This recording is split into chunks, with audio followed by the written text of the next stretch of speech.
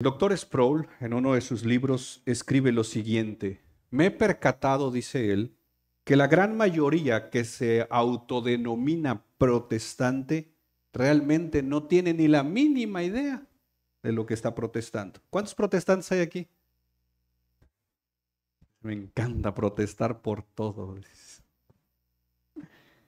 Es más, dice él, si le preguntáramos a un cristiano, a un evangélico, a un protestante, como querramos llamarle, ¿por qué eres protestante? ¿Por qué eres evangélico? ¿Y por qué no eres católico romano?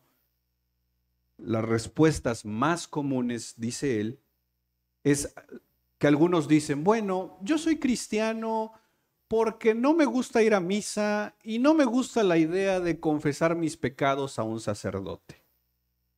Otros dicen, bueno, yo no creo en el Papa, eso de que el Papa es el vicario de Cristo, no, la verdad es que no lo creo.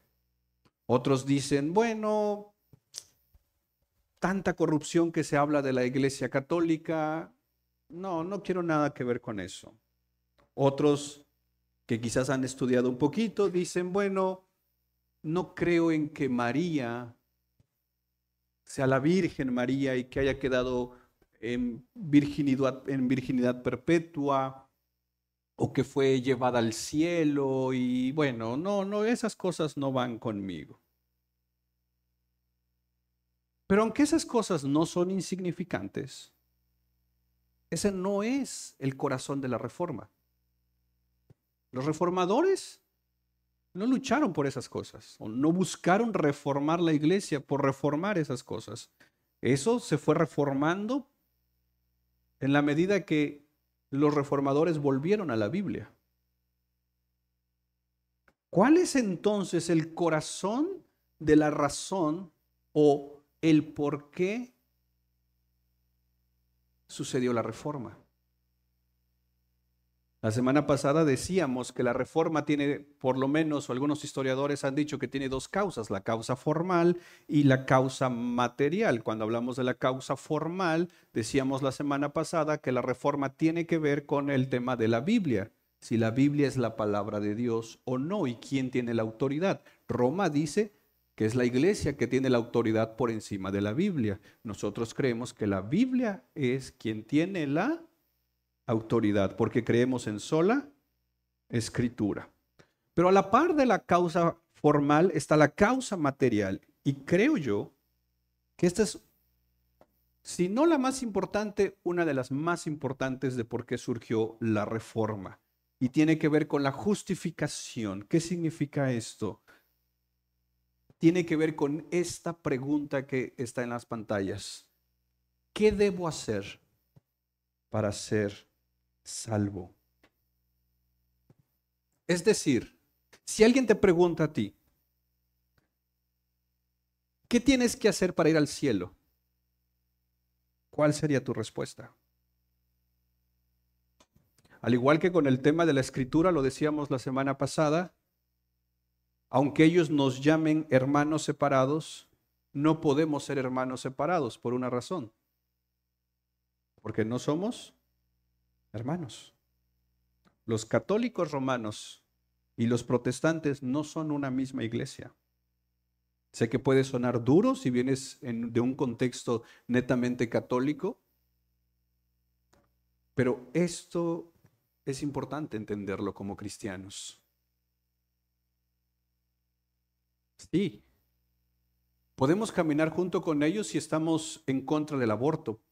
Podemos caminar junto con ellos si estamos a favor del matrimonio entre un hombre y una mujer. Podemos caminar con ellos si estamos a favor de la familia como diseño divino. Pero cuando se trata de la salvación, simple y sencillamente no podemos caminar con ellos porque ellos tienen un camino diferente al nuestro.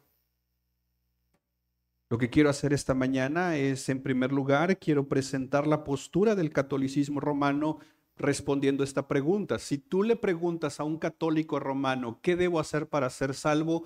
Vamos a ver su respuesta. En segundo lugar, quiero que veamos la respuesta que todo protestante debería de tener.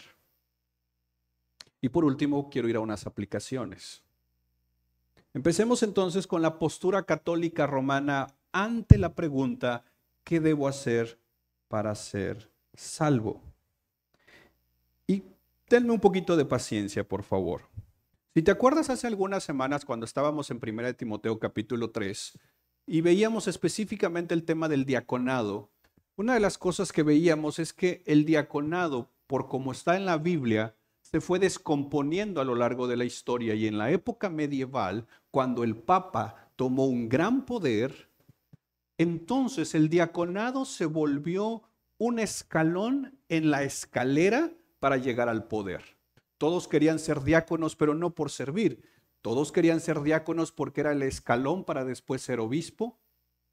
Y si bien te iba, llegar a ser papa, o al menos estar cerca del papa. Vaya, como hoy en día en la política, ¿verdad? Todos quieren servir en el gobierno. Porque quieren servir. Así los diáconos en la época medieval. Querían servir, pero porque querían poder. Porque se entendió algo en la época medieval.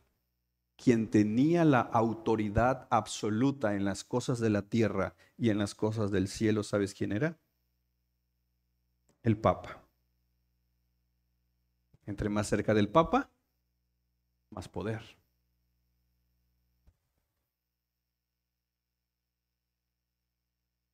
Hay una serie que se llama House of Cards, creo, no sé inglés, pero me llama la atención porque dice, entre más cerca estés del gobernador en la fotografía, significa que estás más cerca del poder.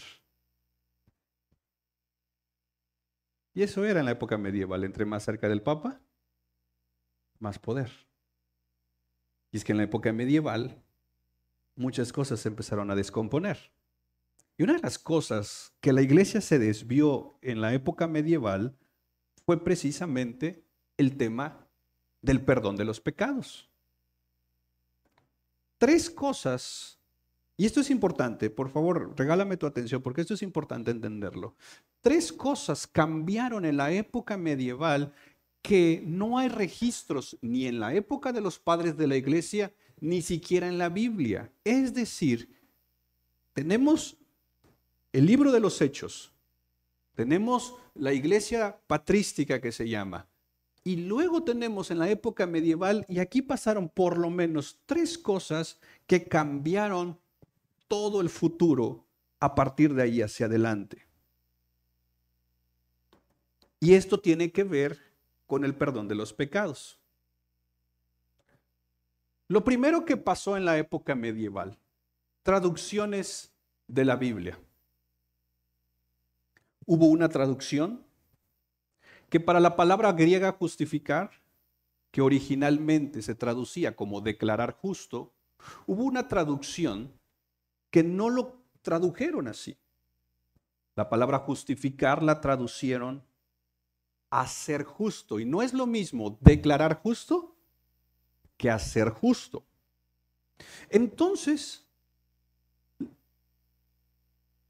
Roma entendió que el perdón de pecados, que es lo mismo que justificación, ya no era una declaración dada por Dios, era un proceso para llegar a ser justo o llegar a ser perdonado. Mira, como cuando el papá le dice a su hijo o a su hija, te perdono. Eso es declarar algo. Pero hacer algo, o sea, hacer justo, según la traducción que Roma toma, el papá es como decir, mira, ¿quieres que te perdone? Te toca hacer esto, esto, esto y esto. Si lo haces, entonces, todavía dice, ya vemos, dice. ¿Ven la diferencia? No es lo mismo decir, te perdono a, voy a ver tu cambio, voy a ver tu comportamiento, voy a ver realmente si estás haciendo bien las cosas y luego hablamos, dice. Ese es el primer cambio que pasa en la época medieval. Segundo, si entonces las personas ya no iban a ser declaradas perdonadas, ahora tenían que hacer una serie de cosas. Esta serie de cosas, ¿sabes cómo se llaman? Sacramentos. De los sacramentos vienen las penitencias. Y entonces se sacan de la manga, digo, no tan así, pero no, para resumir un poco la historia, se sacan, ¿cuántos? 7 sacramentos, porque el 7 es...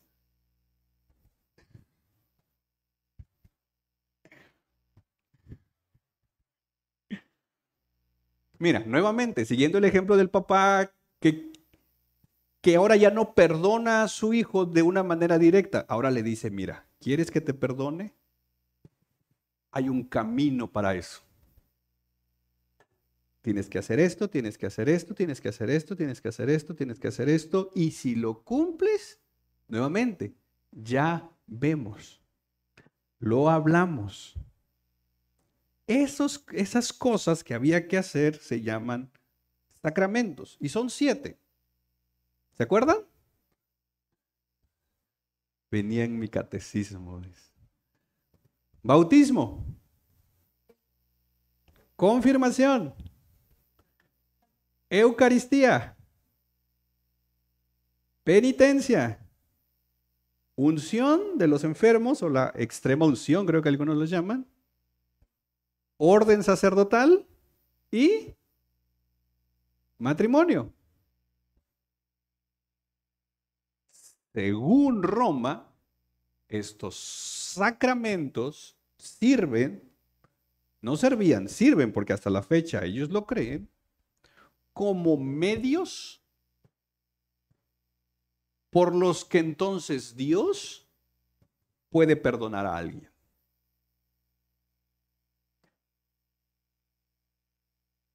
Si yo, digamos, me portaba bien, no cometía fallas, pero quería aumentar puntos a mi favor, estos sacramentos me ayudaban. Me ayudaban a restaurar mi relación con Dios. De hecho, una de las más importantes para ellos y hasta la fecha es la Eucaristía. ¿Sabes qué es la Eucaristía? ¿Cómo le llamamos nosotros? La cena del Señor, hermano. Esa es la Eucaristía. Solo que obviamente el entendimiento del pan y el vino que ellos tienen no es el mismo entendimiento que el pan y el vino. Bueno, ni vino tomamos nosotros. La galleta y el jugo. Y hay un gran cambio ahí, ¿verdad? Porque ellos lo hacen con pan y nosotros.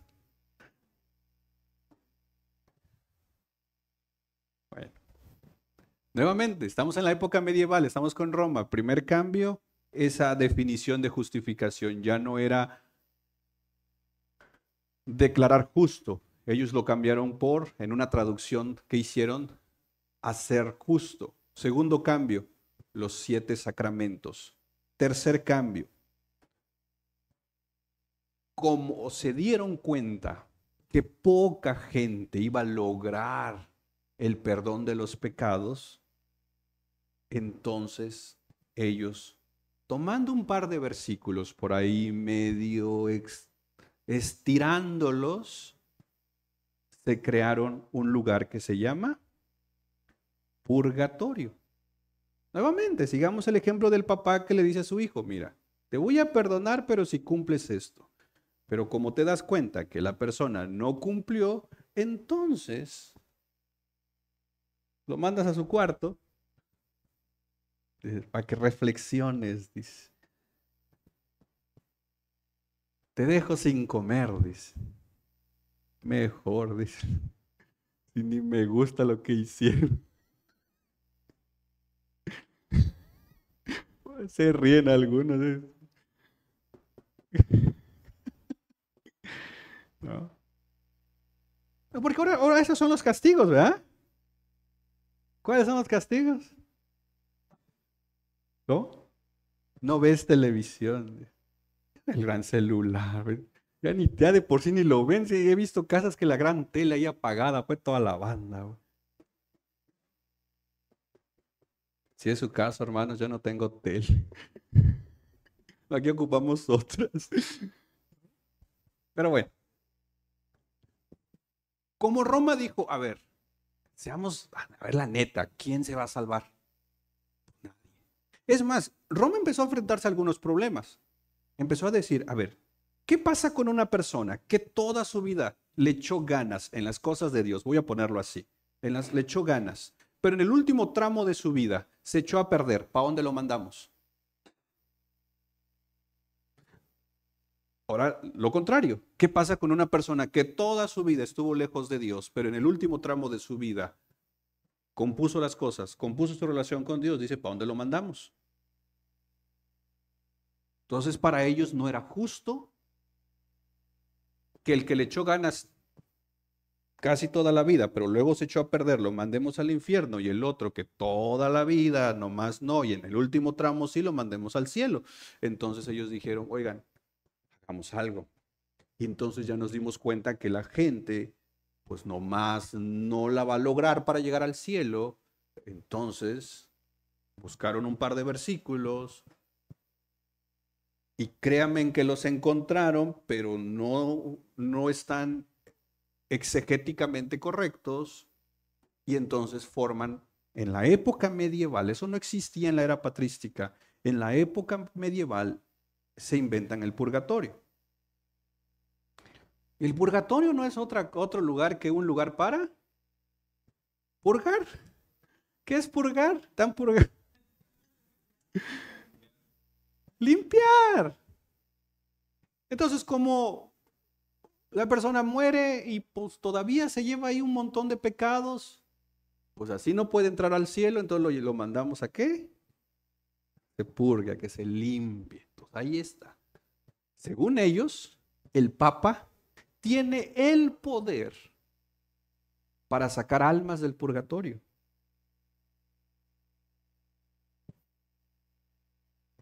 Por eso Lutero les dijo, y creo que está en sus tesis. ¿Has leído las tesis de Lutero? Pero vamos a celebrar la reforma, ¿ah?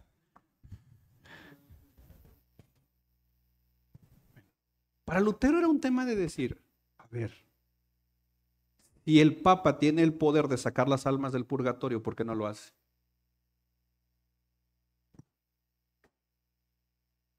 ¿Por qué está pidiendo dinero? Y es la misma lógica cuando de estos predicadores que dice, vamos a orar por ti para tu milagro, pero depende de tu semilla, ¿no? O sea, si vas a orar por un milagro, ¿por qué no oras también un milagro para que aparezca la semilla, güey? Pero bueno, estamos con Roma, no hemos llegado con nosotros. Entonces, como el Papa empezó a decir que la iglesia tenía el poder para liberar gente a través del purgatorio, surge el sistema de las indulgencias.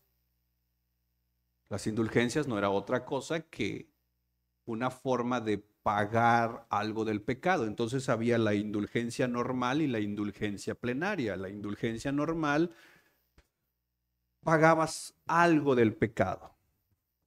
La indulgencia plenaria, pagabas la totalidad del pecado, de la culpa. Pero luego también se inventaron, y ahorita vamos a ver un poquito, esto que se llama el tesoro de méritos. ¿Has escuchado del tesoro de méritos?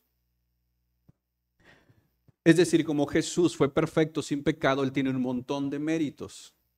Entonces el Papa podía, es como, no sé, voy a poner un ejemplo bien chafa. Es como que si necesitaras dinero para entrar al cielo, a ti no te alcanza, tienes que hacer indulgencias para ganar moneditas porque ocupas para tu entrada, pero Cristo tiene muchas. Entonces se las podemos pedir a Cristo para que Cristo te dé. Pero no solo Cristo te puede apoyar, ¿sabes quién más? María. Con mi madre no. Por cierto, hermanos, no sé, pero posiblemente el otro domingo en nuestra serie veamos el tema de María. ¿Es Teotocos o no? Hermanos. Pero bueno. Eh, ¿Qué está? En Madrid. Y entonces tienen su lista de santos. Y entonces le podías rezar a un santo para que ese santo te hiciera un préstamo. Ya no llamemos dinero, de obras. Como él tiene bastantes, él te prestaba un poco de obras buenas. Eso te ayudaba en que, porque tú estás en el purgatorio, pues tú estás como en el car wash ahí constantemente lavándote. Entonces, bueno, pero no, porque dicen, hay un texto de Pedro, dice que es por fuego. Entonces, bajo esa dinámica, el purgatorio tendría que ser fuego. Porque hay una alabanza que dice fuego, fuego, fuego.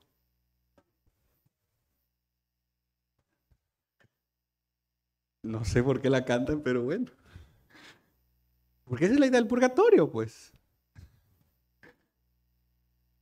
¿Será que hay cristianos que creen en el purgatorio entonces? Pregunta.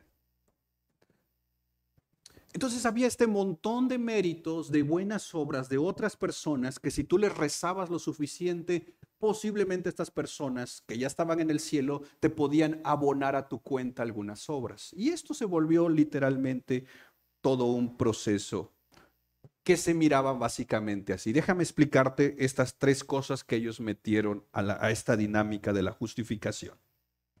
Una persona nace. ¿Qué es lo primero que hace el católico romano con el bebé? Lo bautiza. ¿Verdad? En el bautizo, básicamente lo que se hacía era recibir una gracia especial, porque el bautismo es un sacramento, y entonces esa persona en automático está perdonada. Ese bebé está 100% perdonado, ya, directo al cielo. Pero el bebé empieza a crecer y cuando uno empieza a crecer, ¿qué empieza a hacer? A pecar, porque los bebés no pecan, ¿va? Que sí, no. Entonces, el siguiente sacramento, ¿cuál es? La confirmación. ¿Sabías tú que un católico romano que no está confirmado no puede participar de la Eucaristía? No puedes. Te piden la confirmación. ¿Y la confirmación qué es? Es una confirmación que te confirma que eres parte de la iglesia católica romana. O sea, estás confirmando tu fe. Y entonces ahora como ya estás confirmado como parte de la iglesia, entonces a partir de la confirmación ya puedes participar de la Eucaristía. Y la Eucaristía entonces te pide que todos los domingos hay que ir. No solo cuando hay 15 años o boda, no, cada domingo participar de la Eucaristía. Y luego, en la medida que crece la persona, tiene dos opciones. En el caso de hombres, o toma el camino para ser sacerdote, o se casa. Y en el caso de las mujeres, toma el camino para ser, que hay quienes le llaman religiosas, ¿no? ¿No? Monjas o se casan, pero estos son los dos sacramentos. El tema del sacerdocio, por así decirlo, o el clero y el matrimonio.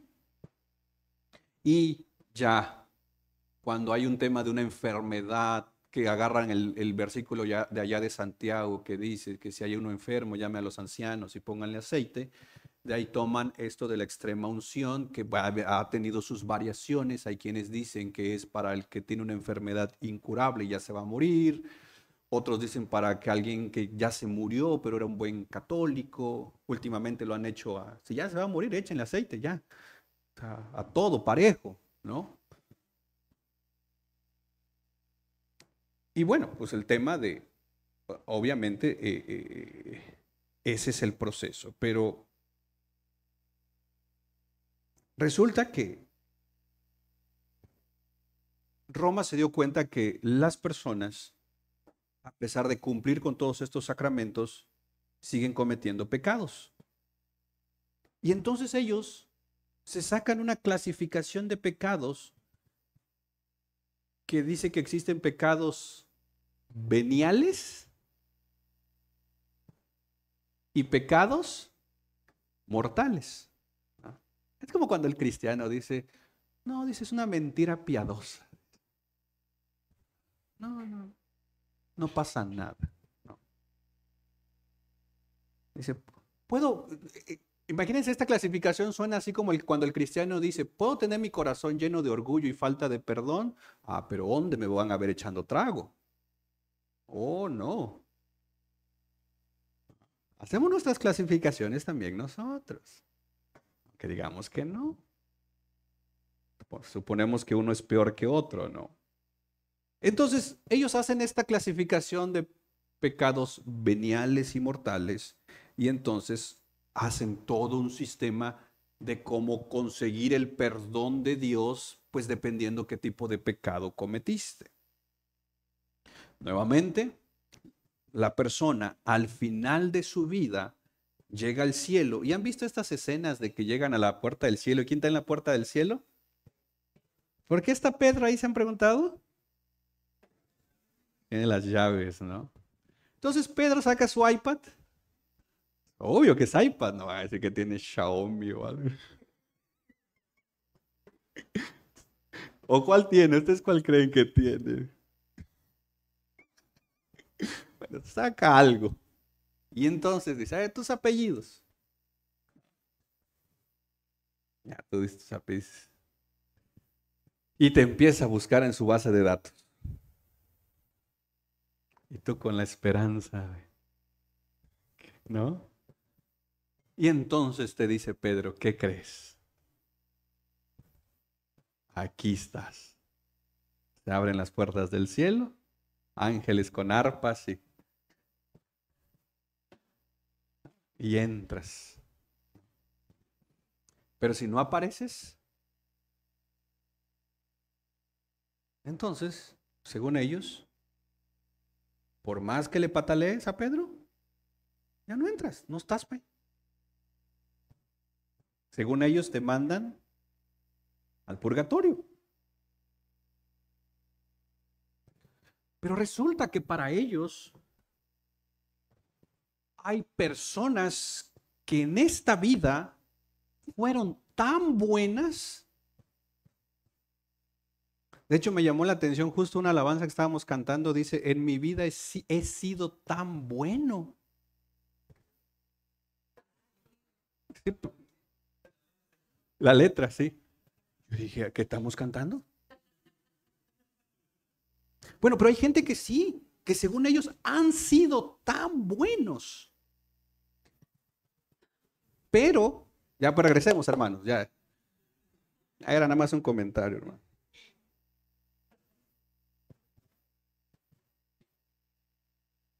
Que cuando Pedro los busca, le dicen, bro,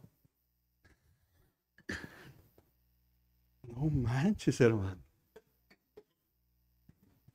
Tú has sido tan bueno, hasta la cantaba. Tú has sido tan bueno, hermano, que a tu favor tienes un montón de obras. Pero entonces, como ya estás aquí, tú ya no las vas a ocupar. Entonces, a tu favor tienes un montón de obras. Entonces, tú te vuelves un santo. Que la gente en la tierra te puede pedir a ti que si de ese montón de obras a tu favor, si tú quieres, allá no es tan bueno el hombre. Si tú quieres, les puedes apoyar para que el que está en el purgatorio pueda salir más rápido. Y entonces el santo que dice, vamos a ver. Vamos a ver si camina descalzo hasta mi capilla, lo veo. Hermanos, esto es de risa, pero sí o no es así.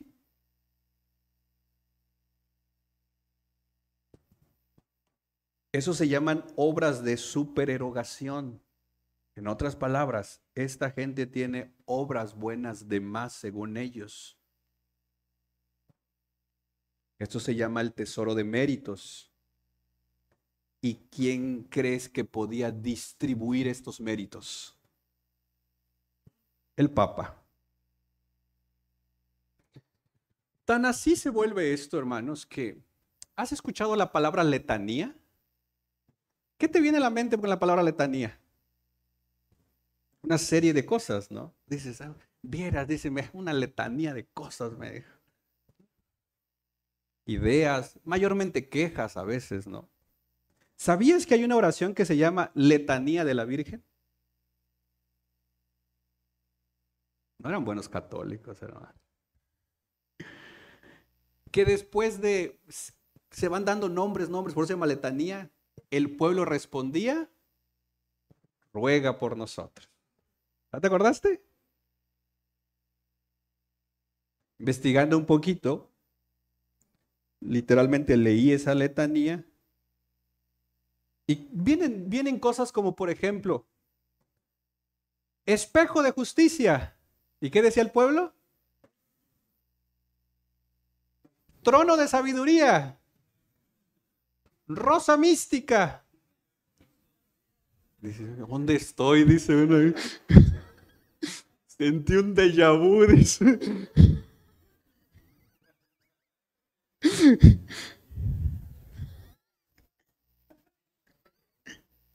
¿Dónde está mi tamal? Dice.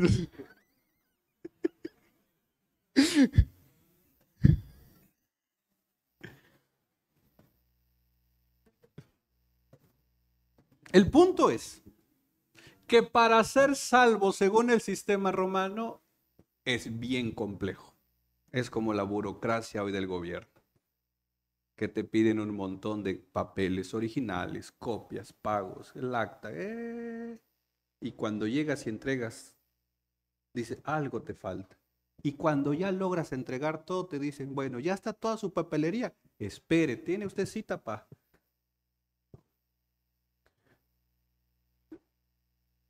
Y entonces, si la persona ya falleció y como dices, no, mi tío, no creo que se vaya al cielo, ya lo conoce a mi tío. En el purgatorio está mi tío. Pero pues mi tío fue también y mosque, no. Entonces, ¿qué hace la gente aquí para ayudar a que el alma salga del purgatorio?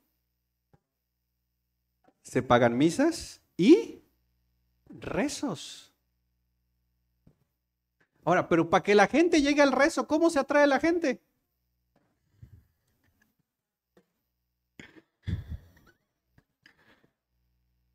Hermano, para que la banda llegue a los rezos se queda tan mal. Pero los cristianos ya no somos así.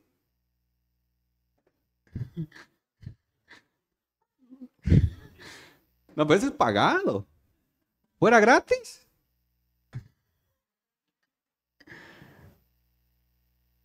Bueno, sistema de la reforma, perdón, de Roma, ¿qué debo hacer para ser salvo? Es todo este rollo. ¿Qué dijeron los reformadores? Un escritor dice, sobre la cuestión del perdón de los pecados y los sacramentos, los reformadores dijeron, no proceden de la escritura solamente dos sacramentos, el bautismo y la cena del Señor. Y la respuesta de los reformadores dijeron, en primer lugar, vamos a la Biblia y nos demos cuenta que en la Biblia 5 de los sacramentos que presenta Roma no están, porque el matrimonio no está presentado como un sacramento. Solo el bautismo y la cena del Señor. Tan así no está presentado el bautismo como sacramento, porque si fuese así, si se volviera obligatorio, Pablo no se casó. Según ellos le tuvo que haber faltado ese sacramento. No hay referencias en la época patrística ni en la época primitiva de la iglesia a 7 sacramentos. Eso fue un invento de la Edad Media y lo puedes investigar. Y puedo darte las citas de documentos católicos romanos donde sacaron esto, mayormente en ciertos concilios de la época medieval. No hay nada en la escritura. Número 2, y esto es lo más importante, los reformadores al ir a la Biblia se dieron cuenta de algo. La palabra justificar no significa hacer justo, significa declarar justo. Y entonces los reformadores entendieron que la justificación, es decir, el perdón de pecados, sí o sí se da por una declaración que solo Dios lo puede hacer. Ve conmigo a Romanos capítulo 4, verso 1 al 8. Vamos a ir un poquito rápido por temas de tiempo. Humanamente hablando, ¿puedes poner la Biblia de las Américas, por favor? Este es Pablo hablando y aquí hay 8 versículos que pueden comprobar esto. ¿Qué diremos entonces que halló Abraham nuestro padre según la carne? Porque si Abraham fue justificado por las obras, tiene de qué jactarse, pero no para con Dios. Pero, ¿qué dice la Escritura? Mira lo que Pablo dice, y creyó Abraham a Dios y le fue contado por justicia. Verso 4. Ahora bien, al que trabaja, el salario no se le cuenta como favor, sino como deuda. Es decir, que si tú laboras tu quincena, no te están haciendo favor de pagarte, te pagan lo que tú ya trabajaste, ¿sí o no? Tú no llegas a la quincena y dices, ¿será que me puede hacer favor de pagar? Que así ya le decimos por educación, ¿va? ¿Me puede hacer favor de pagar? ¿Y qué te dice el jefe? No, fíjese que tú viste que no hubo venta, dice. No me importa si hubo venta o no, yo vine a trabajar. ¿No? Entonces, el perdón de pecados no es un pago por tus obras. El que trabaja, el salario no es un favor, es deuda. Mira el verso 5. Pero el que no trabaja, pero cree en aquel. ¿Quién es aquel? Mira la A, es mayúscula. Está refiriéndose a una persona, aquel. ¿Quién es aquel? ¿Que justifica a quién? ¿Quiénes son los impíos? Nosotros. Su fe se le cuenta por. Es decir, que la salvación no es por, es por fe. Y aquí se desmorona todo el sistema de sacramentos, de indulgencias, de purgatorio. No hay sustento para eso. Mira Filipenses capítulo 3, verso 8 y 9. Me encanta este versículo. Y aún más, yo estimo, dice Pablo, como pérdida todas las cosas en vista del incomparable valor de conocer a Cristo Jesús, mi Señor. Por Él lo he perdido todo y lo considero como, ¿qué? Porque en esencia lo que Pablo está diciendo, que cuando estemos delante de Dios, nada de lo que hoy pudiéramos tener o presentar va a contar. No nos va a servir en nada para que Dios pueda perdonar nuestros pecados. No hay nada en el cual yo me pueda parar delante de Dios, delante de su trono, para negociar mi perdón. No, mis hermanos. Mira el verso 9. Pablo dice, considerado todo como basura, pero al llegar al verso 9 dice, y ser hallado. No teniendo, ¿qué dice Pablo? No teniendo obras a mi favor. Cuando Pedro me busque, si yo confío en mis obras, te aseguro que no voy a estar en esa lista. Por eso Pablo dice, cuando esté delante de él, no tendré mi propia justicia, sino la justicia que es por la justicia que procede de. Cuando los reformadores entendieron esto y recuperaron esta enseñanza bíblica del perdón de los pecados, ellos entendieron que no era un proceso de 7 sacramentos. Ellos entendieron que aquel a quien Dios quiere perdonar, lo perdona. Nuevamente el ejemplo del papá. Dios no le dice a su hijo, si te portas bien, si haces esto, si haces aquello, si haces los otros, voy a ver si te perdono. No, Dios dice, sé cómo te portaste, sé lo que hiciste, te perdono porque te amo. Sí, y ahorita vamos a ver, esa gracia, ese perdón te transforma. No puedes seguir siendo igual, no puedes estar haciendo lo mismo y jugando a ser cristiano, no. Porque el perdón, cuando viene desde el amor, desde la gracia, te transforma. Entiendes que no puedes seguir haciendo lo mismo por el cual Dios dio a su Hijo en la cruz del Calvario. Entonces, si la Biblia dice esto y lo dice, los 7 sacramentos, el purgatorio, las indulgencias se desmoronan. No tiene ningún sustento bíblico. Dios nunca ha dicho estas cosas. Debemos entender algo aquí. Si bien podemos decir que esto es un asunto meramente teológico, antes de esto ser un asunto teológico es un asunto espiritual. Porque esto tiene que ver con la salvación de las personas. Esto tiene que ver con la persona diciéndole o queriendo decirle a Dios, como nuevamente el hijo diciéndole a su papá: papá, perdóname, te aseguro que voy a cambiar. Y el papá dice: ya te conozco, si yo no te ayudo no vas a cambiar. Lo has intentado 1, 2, 3, 4 veces, sigues haciendo lo mismo. Pero mi perdón, mi gracia es la que te va a ayudar a transformar eso. Ese es nuestro Dios. Y no un Dios que dice: voy a ver aquí, a ver si cambias, a ver si mejoras, a ver si haces las cosas diferente y ya veo si te perdono. Primero demuéstrame. Dios no es así. Dios dice: sé que no vas a poder, por eso estoy contigo. Esa es gracia sobre gracia. Ese es nuestro Dios. Por eso, esto es espiritual. Satanás gana terreno cuando engaña a las personas haciéndoles creer que pueden ganar su salvación. Los reformadores entendieron que no se trata de ganar la salvación, porque no la podríamos ganar. Se trata de creer que Dios puede perdonarte porque Él lo ha decidido. En nuestro sistema humano, nosotros, desde que nacemos, venimos pecando. Y una manifestación de ese pecado obviamente es el orgullo. El orgullo se manifiesta de un montón de formas, pero muchas veces el orgullo se manifiesta en que merecemos algo. Por eso las obras terminan siendo un engaño para muchos de nosotros, creyendo que merecemos la salvación. Mis hermanos, no lo merecemos. Por eso la gracia golpea nuestro orgullo, porque la gracia dice: por más buenas obras que tengas, no te va a contar ninguna para yo salvarte.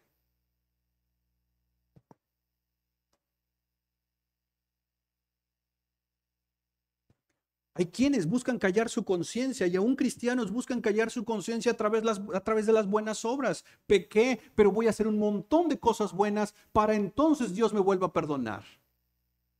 Es como el católico romano que se va a echar trago el sábado en la noche, pero el domingo no falta la misa. O van a la misa porque hay 15 años, pero en la noche, en la fiesta. Tratando de equilibrar. Y siempre poniéndonos en comparación, diciendo: hay otros que están mal, hay otros que están peor. Cuidado, hermanos, porque ese sistema que nace del orgullo puede meterse en nosotros también como creyentes. Sí, la gracia es un regalo de Dios, pero cuando ya estás en la gracia, simple y sencillamente no somos llamados a jugar con esa gracia. Cuidado, nuevamente. Nuestro Padre Celestial nos ha perdonado no para que sigamos en lo mismo. Nuestro Padre Celestial nos ha perdonado para que entonces ahora comencemos a tomar decisiones que tienen que ver con su palabra. Y no se trata simple y sencillamente de suponer que somos cristianos, porque es la misma mentira que los católicos dicen. Y le preguntas: ¿eres católico? Sí. Pero ¿cómo está viviendo su fe puesta en su obra? Roma decía: si te mueres te vas al purgatorio, pero nosotros podemos sacarte de ahí en nuestro sistema. Los reformadores dijeron: no, vamos a la Biblia. Y en la Biblia se dieron cuenta de la gracia. Y la gracia nos dice: eres un pecador. Así hagas 1000 obras buenas, Dios no te debe nada. No hay ninguna sola razón que tú le puedas dar a Dios para dejarte entrar al cielo. Pero entonces Dios es el que hace algo. ¿Y qué hace? Envía a su Hijo a morir en la cruz del Calvario por nosotros. Nuevamente, imagínate, el papá que tiene todo el derecho para disciplinar a su hijo porque su hijo lo ha ofendido. Y aparece entonces Jesucristo diciendo, Padre, esto es, John Flavel habla de esto y me encanta. John Flavel dice, Padre, yo voy a pagar. Y en esta conversación que John Flavel se inventa, porque sí, el padre le dice al hijo, hijo, pero si tú vas a pagar por él, sobre ti voy a derramar toda mi ira. Y el hijo dijo, Padre, hazlo. Eso es lo que Jesucristo hizo. Eso es gracia, eso es perdón. Y eso es lo que tú y yo necesitamos recordarle a nuestra alma todos los días. Si somos cristianos es por gracia, sola gracia. Y somos salvos solo por la fe en Cristo Jesús. Roma dice fe más obras igual a justificación. Los reformadores dijeron no, fe es igual a justificación más obras. Nuevamente, no confundas esto. Roma dijo fe más obras igual a justificación. Es decir, fe en Jesucristo más tus obras, perdón de pecados. Los reformadores dijeron no. Fe, sola fe, es igual a perdón de pecados, pero el que es perdonado hace obras. Y es ahí donde se complementa Santiago cuando dice, ¿tienes fe? Muéstrame tus obras. Santiago no está en contra de Pablo, Santiago complementa a Pablo. Alguien que realmente es perdonado, alguien que realmente recibe y entiende el perdón de Dios, sabe que tiene que hacer cambios, como el hijo que le dice a su papá, papá, entiendo, te fallé, entiendo, te traicioné, pero entiendo también tu perdón, voy a echarle ganas, pero papá, te necesito. ¿Y sabes qué dice Dios? Aquí estoy para ti. Te voy a dejar solo. Si no te dejé cuando estabas lejos de mí, ¿cómo por qué te voy a dejar ahora?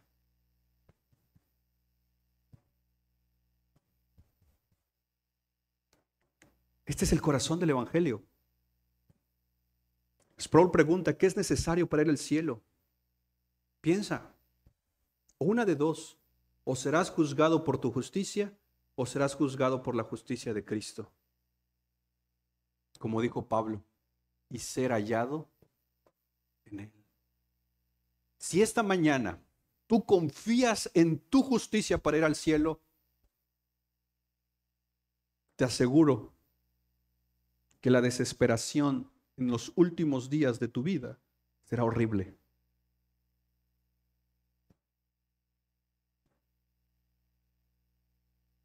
Pero cuando entiendes que serás perdonado por la justicia perfecta de Cristo, entonces la vida es transformada.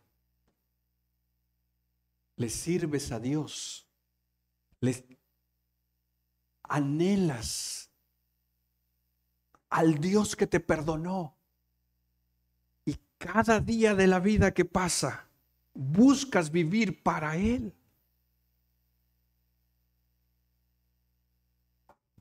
Vuelvo a repetir, no para que en aquel día Él te diga, ganaste tu salvación, no, sino para que en aquel día, por cuanto ya eres salvo en Cristo, Él te diga, bien, buen siervo y fiel. En lo poco, ahí donde te puse, me fuiste fiel. Podemos ser perdonados por Dios. Podemos ser justificados no por lo que nosotros hacemos, sino por lo que Cristo logró por mí en la cruz del Calvario. Dice un comentarista, la doctrina de la justificación por la fe, la que los reformadores predicaron, no es tan difícil de entender. No necesitas un doctorado en teología para entender que la salvación es por fe únicamente. Pero es una de las verdades bíblicas más difíciles de inyectar en los corazones humanos.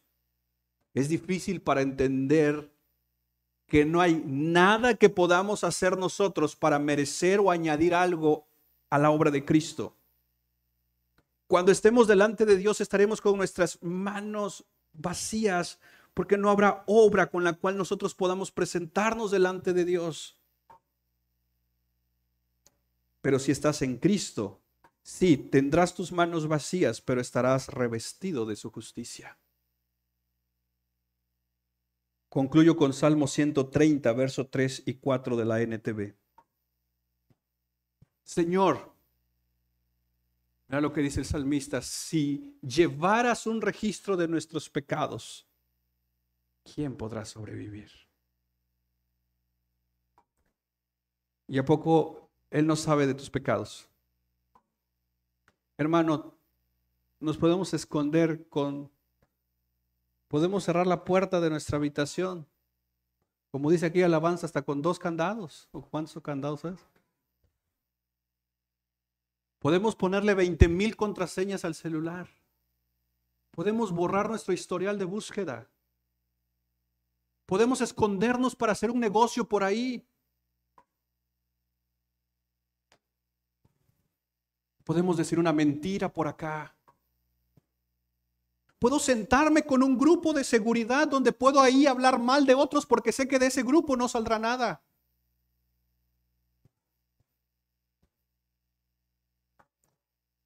Creyendo que Dios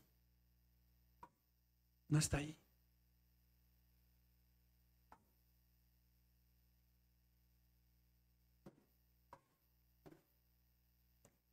Siempre tenemos esta idea, o algunos tenemos esta idea de que cuando estemos delante de Dios, antes yo me acuerdo que escuchaba a un predicador decir, cuando estemos delante de Dios, Él va a sacar un libro de tu vida y ahí va a estar todos los pecados que hiciste. Más adelante, otro predicador, pasaron los años y dijo, cuando estés delante de Dios, Dios va a sacar un USB. Y le va cambiando, pues, porque la tecnología va avanzando también allá. Y que en un proyector se iban a proyectar tus... ¿Hoy qué sería? Le va a preguntar a ChatGPT. ChatGPT, muéstrame los pecados de este cuate. Imprímemelos en PDF, ¿verdad? No hay hojas que alcancen para decir ChatGPT.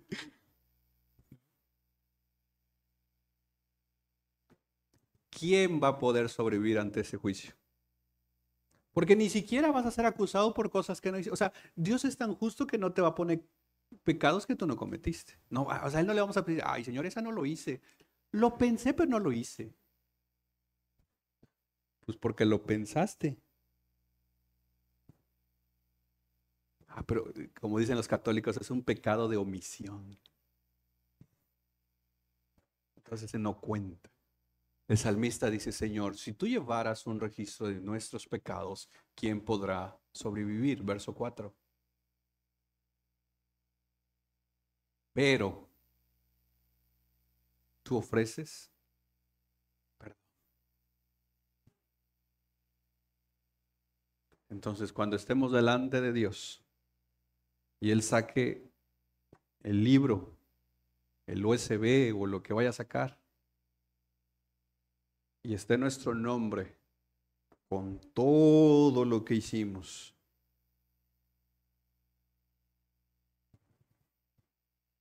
si estás en Cristo,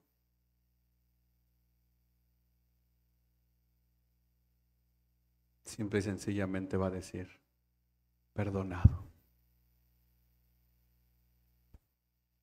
Entra al gozo de tu Señor. Pero si esta mañana estás aquí sin Cristo y partieras de este mundo y estarás delante del Dios que es justo, se abrirá también tu libro. Y aunque fuera un solo pecado que aparezca, que te aseguro que no será solo uno. La Biblia dice que la paga del pecado es muerte. Entonces no dirá perdonado, dirá condenado. Las puertas del cielo se te cerrarán porque las puertas del infierno se abrirán. Y ya no habrá, dame otra oportunidad. ¿Te acuerdas del rico? Ya no habrá otra oportunidad. Hoy es el día de salvación. Esto es gracia. Pero mira qué dice el verso 4. Porque la segunda parte es bien importante. Pero tú, dice, que lo leí, búscalo en tu Biblia. Salmo 130, verso 4. Pero tú ofreces perdón para. Significa que si esta mañana tú estás acá y eres perdonado, aprendamos a temerle. Es decir, el perdón que recibimos tiene que traducirse en cambios de nuestra vida. No me digas que eres perdonado y sigues viviendo el mismo estilo de vida. Perdóname, pero así no es el perdón de Dios.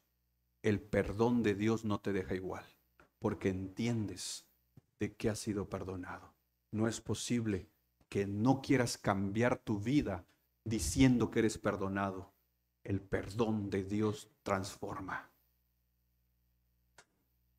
Lo cantamos. Solo de Jesús la sangre. Eso es lo que nos limpia. Eso es lo que nos perdona. Esa es su gracia. Tomemos un tiempo para orar.